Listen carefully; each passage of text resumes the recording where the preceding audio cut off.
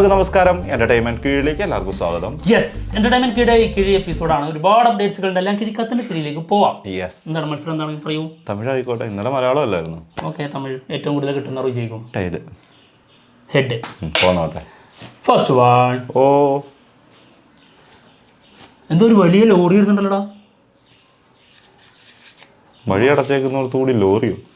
വഴി അവിടെ തന്നെ എപ്പോഴും തുറന്നിട്ടില്ല. ഓക്കെ, ഇവിടെ റോഡ് പണി നടക്കുന്നുണ്ട്. അപ്പോൾ അതിൻ്റെ കാര്യം പറഞ്ഞാണേ. വഴി തെറ്റിപ്പോയതല്ല, വേറെ വഴിക്ക് പോയതല്ല.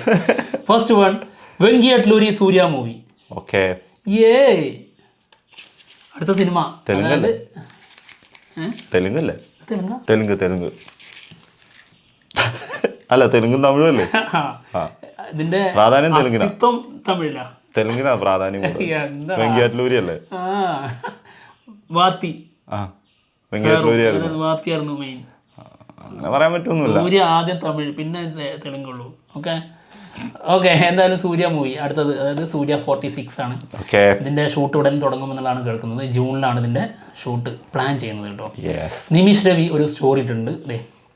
അപ്പ് നെക്സ്റ്റ് എന്നാണ് പറഞ്ഞിരിക്കുന്നത്. അപ്പോൾ ഇതിന്റെയും സിനിമറ്റോഗ്രാഫി നിമിഷ് രവി ആയിരിക്കും.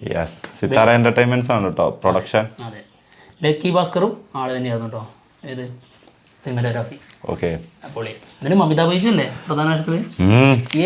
അടുത്തത് ജാട്ട്. ഓക്കെ, ജാട്ട് സിനിമയുടെ 2 ദിവസത്തെ collection 20.1 CR. Okay, Gopichand Malineni direct ചെയ്ത സിനിമയാണ്. സണ്ണി ഡിയോൾ നായകനായിട്ട് വന്ന സിനിമ. ഓക്കെ, വലിയൊരു ഇതില്ലല്ലേ, വലിയൊരു കുതിച്ചാട്ടം ഇല്ല. അതിന് ഗദ്ദാർ 2 അല്ലേ? ഗദ്ദാർ 2 അല്ലേ വന്നത്? ഗദ്ദാർ 3 അല്ലേ? ഗദ്ദാർ 3 അല്ലേ? ഗദ്ദാർ 2 എൻ്റെ അമ്മേ. അടുത്ത കിഴി ധ്രുവ നക്ഷത്രം. വിക്രം നായകനാവുന്ന സിനിമയാണ്. ഗൗതം മേനോനാണ് ഈ സിനിമ സംവിധാനം ചെയ്തിരിക്കുന്നത്. കുറച്ച് പഴക്കമുണ്ട് സിനിമക്ക്. ഓക്കെ, സിനിമ റിലീസിനെത്തുന്നത് എന്നാണെന്ന് അറിഞ്ഞുകൂടാ. പുതിയതായിട്ട് പറയപ്പെടുന്ന റിലീസ് ഡേറ്റ് മെയ് 1 മെയ് 1 ഇവർ പ്ലാൻ ചെയ്യുന്നുണ്ട്. ഓരോ വർഷവും മെയ് 1 ഉണ്ടല്ലോ. സൂര്യ കണ്ട് ഒഴിവാക്കിയാണ് സൂര്യക്കിട്ടുള്ള ഒരു പണി. റെട്രോ എന്താണ് 2 കിഴി എടുത്തൂലേ തമിഴ്? പിന്നല്ല. ധനുഷ് 56 സിനിമയുടെ അനൗൺസ്മെന്റ് വന്നിട്ടുണ്ട്. മാരി സെൽവരാജ് ഡയറക്റ്റ് ചെയ്യുന്നു. ഓക്കെ, രണ്ടുപേരും ഒരുമിച്ചിട്ടുള്ളതൊക്കെ ഹിറ്റുകളാണ്. ഓക്കെ, പൊളി സാധനങ്ങളാണ്. എന്തായാലും ഒരു പീരിയോഡിക് പരിപാടിയാണ്. പൊളിക്കും. വാറങ്ങോട്ട് തുടങ്ങട്ടെ. പിന്നെ അല്ല. ഓക്കെ, അടുത്ത കിഴി Dominic and the ladies purse. സിനിമയെക്കുറിച്ച് നമ്മുടെ ഗൗതം മേനോൻ പറഞ്ഞത്. അതായത് ഇതിന് കുറച്ചൊക്കെ അത്യാവശ്യം നല്ല രീതിയിൽ പ്രൊമോഷൻ കൊടുക്കായിരുന്നു. കേരളത്തിലെ പലരും ഈ സിനിമ ഇറങ്ങിയത് പോലും അറിഞ്ഞിട്ടില്ല എന്നുള്ള രീതിയിലാണ് ഗൗതം മേനോൻ പറഞ്ഞിട്ടുള്ളത്. ഞങ്ങൾ അന്നും പറഞ്ഞത് അതായത് പ്രൊമോഷൻ ഭയങ്കരമായിട്ട് വീക്കായിരുന്നു. അതെല്ലാവരും പറഞ്ഞതാ. പിന്നെ അത് മമ്മൂട്ടി ടീമിനെ മനസ്സിലാകത്തുള്ളൂ. അതെ, അവർക്ക് മാത്രമാണ് അത് അതിനെക്കുറിച്ച് ഒരു ധാരണ ഇല്ലാത്തുള്ളൂ. അടുത്തത് റെട്രോ സിനിമയുടെ 2002 റെട്രോ സിനിമയുടെ പുതിയ സ്റ്റില്ലുകൾ വന്നിട്ടുണ്ട്. ഇന്നിതാ 3rd സിംഗിൾ വരാൻ പോവാണ്. 5 മണിക്കാണ് കേട്ടോ. The one. പിന്നെന്താ ഗംഭീരമാവും. കോപ്പിറൈറ്റ് ഇല്ലെങ്കിൽ പിടിക്കാം. മെയ് 1 സിനിമ റിലീസിനെത്തുന്നത്. കാർത്തിക് സുബ്രാജാണ് ഈ സിനിമ സംവിധാനം ചെയ്തിരിക്കുന്നത്. ഓക്കെ, അടുത്ത കിഴി മമ്മൂക്ക ന്യൂ സ്റ്റില്ല്. സോഷ്യൽ മീഡിയയിൽ ഇപ്പോൾ 2 സ്റ്റില്ല് കടന്ന് കളിക്കുന്നുണ്ട്. അതായത് മമ്മൂക്കയുടെ ലേറ്റസ്റ്റ് ആണ് എന്ന് പറഞ്ഞിട്ട്. കുറച്ച് കാലമായിട്ട് ആളുടെ ഫോട്ടോസൊന്നും വരുന്നില്ലല്ലോ. അപ്പോൾ ഈ ലുക്കിലാണ് എന്നുള്ള രീതിയിലാണ് പറയുന്നത്. പക്ഷെ ഇത് ഫേക്കല്ല, ഇത് ഒറിജിനലാണ്. പക്ഷേ ലേറ്റസ്റ്റ് അല്ല.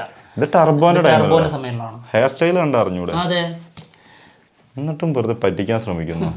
പലരും അങ്ങനെ ഷെയർ ചെയ്ത് അങ്ങനെ പോവുകയാണേ. പിന്നെ പറഞ്ഞിട്ട് കാര്യമില്ല, സോഷ്യൽ മീഡിയ അല്ലേ. അടുത്തത് ക്രിഷ് 4 സിനിമയില് പ്രിയങ്ക ചോപ്ര ഫീമെയിൽ ലീഡ് റോളിലെത്തും എന്നാണ് കേൾക്കുന്നത് കേട്ടോ. എത്ര നായികന്മാരാ? 3 പേരോ? 3 പേരുണ്ട്. പ്രീതി സിൻഡ ഉണ്ട്, പിന്നെ പ്രിയങ്ക ചോപ്ര, പിന്നെ നോര ഫത്തേഹി. അപ്പൊ അങ്ങനെ 3 പേരാണ് കേട്ടോ. അടുത്ത കിഴി ജനനായകൻ. ദളപതി വിജയ് നായകനാവുന്ന ജനനായകൻ സിനിമ തമിഴിൽ റിലീസിനെത്തിക്കുന്നത്. Romeo pictures. ഓക്കെ, എന്താ 3-2 കട്ടക്കാണ് മത്സരം. പിടിക്കാൻ ശ്രമിക്കും ഞാൻ. അല്ലു അർജുൻ അറ്റ്ലി തമിഴ് മൂവി. ശ്രമിച്ചിട്ട് കാര്യമില്ല, എത്തുന്നില്ല. എന്താണെങ്കിലും അല്ലു അർജുനും അല്ലിയും ഒരുമിക്കുന്ന സിനിമയുടെ ബഡ്ജറ്റ് പറയുന്നത് 800 കോടി ആയിരിക്കും എന്നാണ് കേട്ടോ.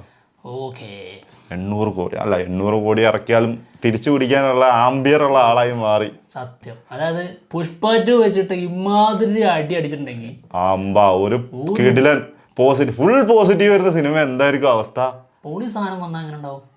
സത്യമായിട്ടോ, അതൊരു എനിക്ക് തോന്നുന്നു ദങ്കലിനെ മറികടക്കാൻ അല്ലു അർജുനെ പറ്റുള്ളൂ. അല്ലു അർജുനും പ്രഭാസിനും പറ്റും, പക്ഷെ അതിനനുസരിച്ചുള്ള സിനിമ വന്നിട്ടില്ല എന്നുള്ളത് മാത്രമേ ഉള്ളൂ. പക്ഷെ അല്ലു അർജുൻ്റെ കുറച്ചും കൂടി ഇന്റർനാഷണൽ ആയിട്ടുണ്ട്. അത് ഒറ്റയടിക്കാൻ കയറിയതാണ്, ഭയങ്കരമായിപ്പോയി. ശരിക്കും പ്രഭാസാണ് പുഷ്പയിൽ വന്നെന്ന് ആലോചിച്ച് നോക്ക്. പുഷ്പ 2ാമത്തെ ഭാഗമാണെങ്കിൽ പോലും പ്രഭാസ് വന്നിരുന്നെങ്കിൽ എന്തായാലും ഈ ഒരു ലെവൽ വരില്ലല്ലോ. ഇല്ല. അതായത് ഒരു ചാപ്രി സിനിമയിൽ പ്രഭാസ് വന്നാൽ അത് പൊട്ടിയാനെ. തീർച്ചയായിട്ടും പ്രഭാസിൽ നിന്ന് നമ്മൾ പ്രതീക്ഷിക്കുന്ന ഒരു ക്വാളിറ്റി ഉണ്ട്, അതെന്തായാലും നമ്മൾ അല്ലു അർജുനിൽ നിന്ന് പ്രതീക്ഷിക്കണില്ല. അതൊരു സത്യമാണ്. അതുകൊണ്ടാണ് അത് അങ്ങനെ നിന്ന് പോയത്, രക്ഷപ്പെട്ടു പോയത്. പക്ഷേ അല്ലു അർജുനെ ഞങ്ങൾക്ക് ഇഷ്ടമുള്ള ഒരു സംഭവമുണ്ട്, ഒരു സൈഡ്. ആ സൈഡ് നമുക്ക് ഇതിൽ നിന്ന് കിട്ടും തോന്നുന്നു. അതിൻ്റെ അനൗൺസ്മെന്റ് വീഡിയോ ഒക്കെ അതിഗംഭീരമായിരുന്നു, ഒരുപാട് പ്രതീക്ഷ നിൽക്കുന്ന സാധനമായിരുന്നു. ഓക്കെ, അടുത്ത കിഴി.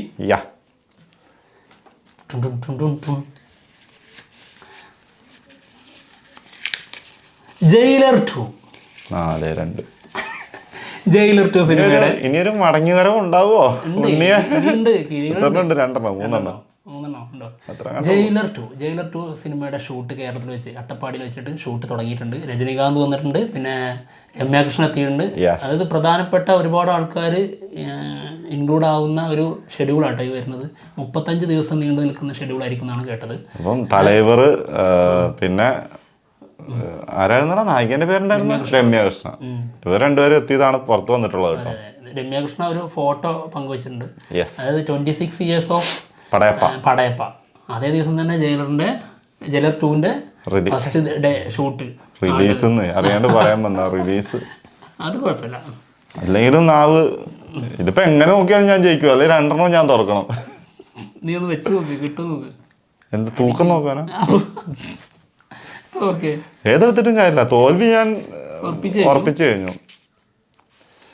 ഗുഡ് ബാഡ് അഗ്ലി സിനിമയുടെ ഫസ്റ്റ് ഡേ തമിഴ്നാട്ടിലെ കളക്ഷൻ 30.9 CR കേട്ടോ. അജിത്തിന്റെ കരിയറിലെ ഏറ്റവും ബെസ്റ്റ് ഓപ്പണിംഗ് ഗ്രോസ് ആണ് കേട്ടോ.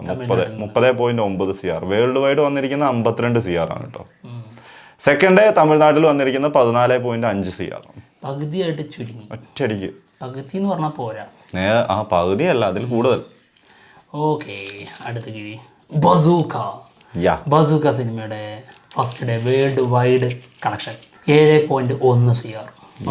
വലിയ തിരക്കടില്ല, ഫസ്റ്റ് ഡേ അങ്ങ് ഒപ്പിച്ചു പോകുന്നു. എന്താണെങ്കിലും കീഴ് എപ്പിസോഡോട് തീർന്നിരിക്കുകയാണ്. മറ്റുള്ള വിശേഷങ്ങളുമായിട്ട് ഉടനെ തന്നെ വരുന്നതായിരിക്കും. കഴിഞ്ഞില്ലേ? അല്ല, ഓടല്ലേ, എന്തെങ്കിലുമൊക്കെ പറഞ്ഞിട്ട് പോവാം. എന്താ പറയാനുള്ളത്? വേറെ എന്തെങ്കിലും പറയാനുണ്ടോ? ജയിച്ചത് ആര്, തോറ്റത് ജയം. നമ്മൾ തമ്മിൽ അങ്ങനെ ഒരു സംഭവം ഉണ്ടോ അളിയാ? നീ അങ്ങനെയാണോ ചിന്തിച്ചുകൊണ്ടിരിക്കുന്നത്? അല്ല പിന്നെ. ഇപ്പൊ എന്തായാലും ഞങ്ങൾ പോട്ടെ, മറ്റുള്ള വിശേഷങ്ങളായിട്ട് ഉടനെ തന്നെ വരാം. ബൈ.